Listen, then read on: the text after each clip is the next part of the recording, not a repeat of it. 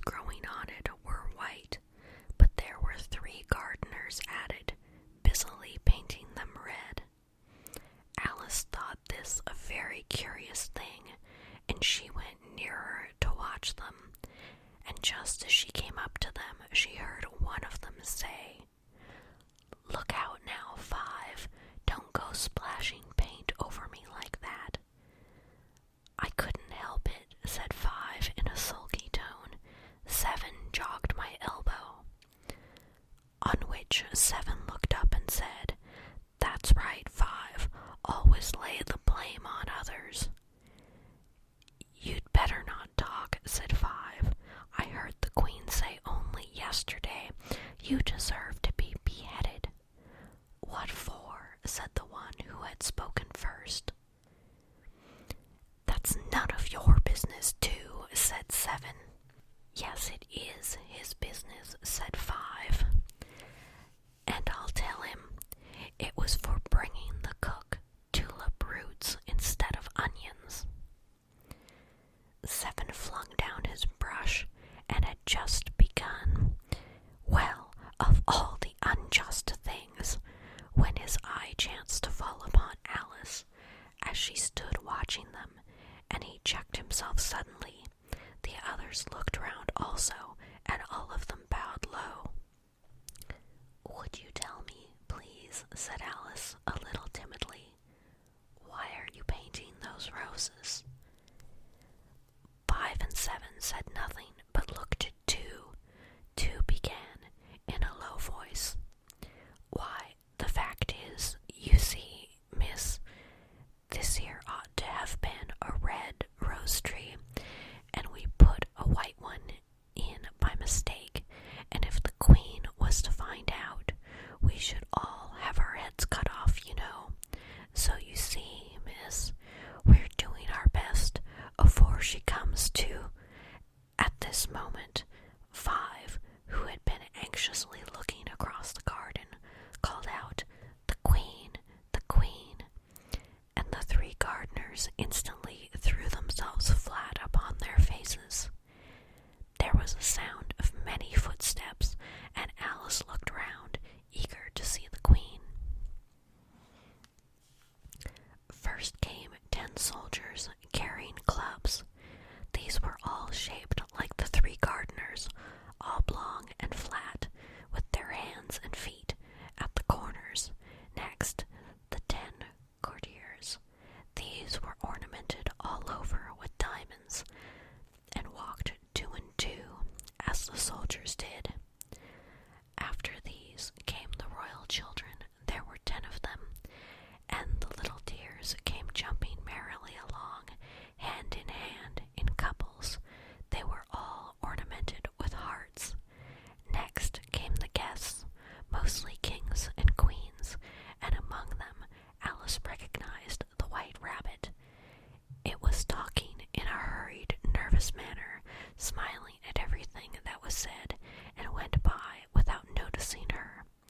Then followed the knave of hearts, carrying the king's crown on a crimson velvet cushion, and last of all this grand procession came the king and the queen of hearts.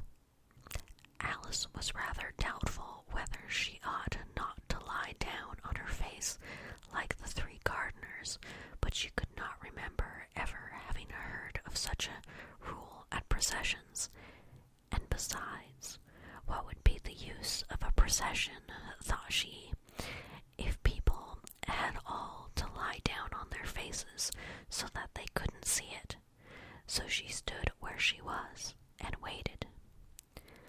When the procession came opposite to Alice, they all stopped and looked at her, and the Queen said severely, "Who is this?" She said it to the knave of hearts, who only bowed and smiled in reply. "Idiot," said the Queen, tossing her head impatiently, and turning to Alice, she went on, "What's your name, my child?" "My name is Alice, so please your Majesty," said Alice very politely, but she added to herself, "Why, they're only a pack of cards, after all. I needn't be afraid of them." "And who are these?"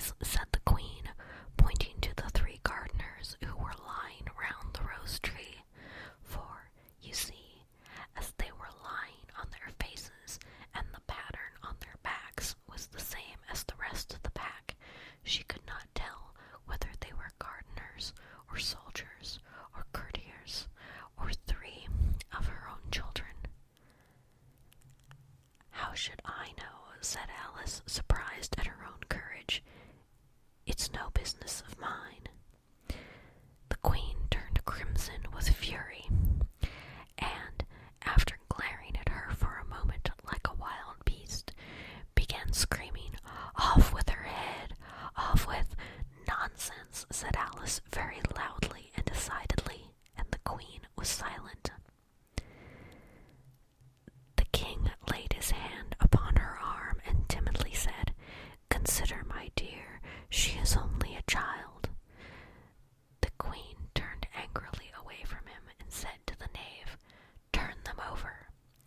The knave did so very carefully with one foot.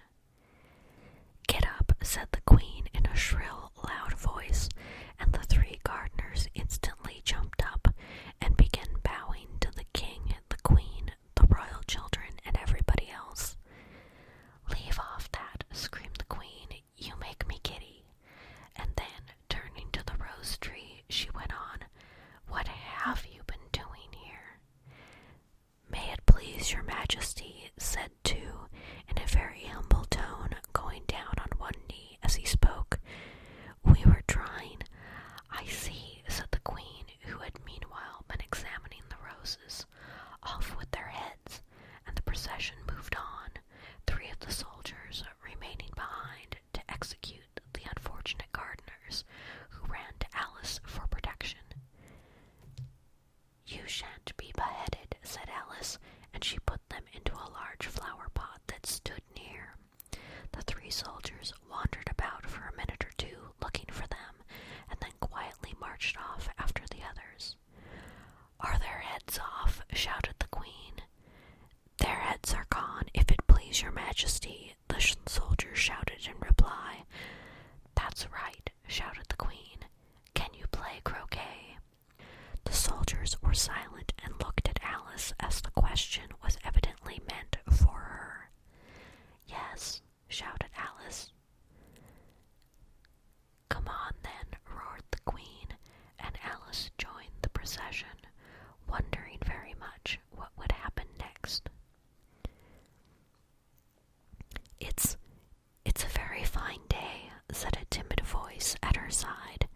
She was walking by the white rabbit, who was peeping anxiously into her face. "Very," said Alice. "Where's the Duchess?" "Hush, hush," said the rabbit in a low, hurried tone. He looked anxiously over his shoulder as he spoke, then raised himself upon tiptoe, put his mouth close to her ear, and whispered, "She's under sentence of execution." "What for?" said Alice. "Did you say, 'What a pity'?" the rabbit asked. "No, I didn't," said Alice. "I don't think it's at all a pity. I said, 'What for?'" "She boxed the queen's ears," the rabbit began. Alice gave a little scream of laughter. "Oh, hush," the rabbit whispered in a frightened tone. "The queen will hear you. You see, she came rather late, and the queen said—" "Get to your places," shouted the queen in a voice of thunder, and people began running about in all directions, tumbling up against each other. However, they got settled down in a minute or two, and the game began. Alice thought she had never seen such a curious croquet-ground in her life. It was all ridges and furrows. The croquet balls were live hedgehogs, and the mallets live flamingos, and the soldiers had to double themselves up and stand on their hands and feet to make the arches. The chief difficulty Alice found at first was in managing her flamingo. She succeeded in getting its body tucked away comfortably enough under her arm with its legs hanging down, but generally, just as she had got its neck nicely straightened out and was going to give the hedgehog a blow with its head, it would twist itself round and look up in her face with such a puzzled expression that she could not help bursting out laughing, and when she had got its head down and was going to begin again, it was very provoking to find that the hedgehog had unrolled itself and was in the act of crawling away. Besides all this, there was generally a ridge or a furrow in the way wherever she wanted to send the hedgehog to, and as the doubled-up soldiers were always getting up and walking off to other parts of the ground, Alice soon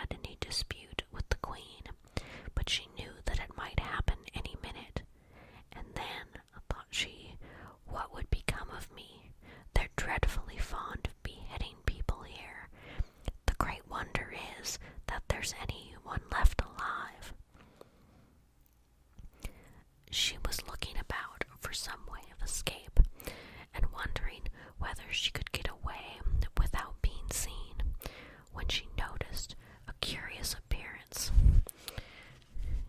in the air. It puzzled her very much at first, but after watching it a minute or two, she made it out to be a grin, and she said to herself, "It's the Cheshire Cat. Now I shall have somebody to talk to." "How are you getting on?" said the cat, as soon as there was mouth enough for it to speak with. Alice waited till the eyes appeared, and then nodded. "It's no use speaking to it," she thought, "till its ears have come, or at least one of them." In another minute the whole head appeared, and then Alice put down her flamingo and began an account of the game, feeling very glad she had someone to listen to her. The cat seemed to think that there was enough of it now in sight, and no more of it appeared. "I don't think they play at all fairly," Alice began in a rather complaining tone, "and they all quarrel so dreadfully one can't hear oneself speak, and they don't seem to have any rules in particular. At least, if there are, nobody attends to them. And you've no idea how confusing it is, all the things being alive. For instance, there's the arch I've got to go through next, walking about at the other end of the ground, and I should have croqueted the Queen's hedgehog just now, only it ran away when it saw mine coming." "How do you like the Queen?" said the cat in a low voice. "Not at all," said Alice. "She's so extremely—" Just then she noticed that the Queen was close behind her, listening, so she went on, "Likely to win, that it's hardly worthwhile finishing the game." The Queen smiled and passed on. "Who are you talking to?" said the King, coming up to Alice and looking at the cat's head with great curiosity. "It's a friend of mine, a Cheshire Cat," said Alice. "Allow me to introduce it." "I don't like the look of it at all," said the King. "However, it may kiss my hand if it likes." "I'd rather not," the cat remarked. "Don't be impertinent," said the King, "and don't look at me like that." He got behind Alice as he spoke. "A cat may look at a king," said Alice. "I've read that in some book, but I don't remember where." "Well, it must be removed," said the King very decidedly, and he called to the Queen, who was passing at the moment, "My dear, I wish you would have this cat removed." The Queen had only one way of settling all difficulties, great or small. "Off with his head," she said, without even looking round. "I'll fetch the executioner myself," said the King eagerly, and he hurried off. Alice thought she might as well go back and see how the game was going on, as she heard the Queen's voice in the distance screaming with passion. She had already heard her sentence 3 of the players to be executed for having missed their turns, and she did not like the look of things at all, as the game was in such confusion that she never knew whether it was her turn or not, so she went off in search of her hedgehog. The hedgehog was engaged in a fight with another hedgehog, which seemed to Alice an excellent opportunity for croqueting one of them with the other. The only difficulty was that her flamingo was gone across to the other side of the garden, where Alice could see it trying in a helpless sort of way to fly up into a tree. By the time she had caught the flamingo and brought it back, the fight was over, and both the hedgehogs were out of sight.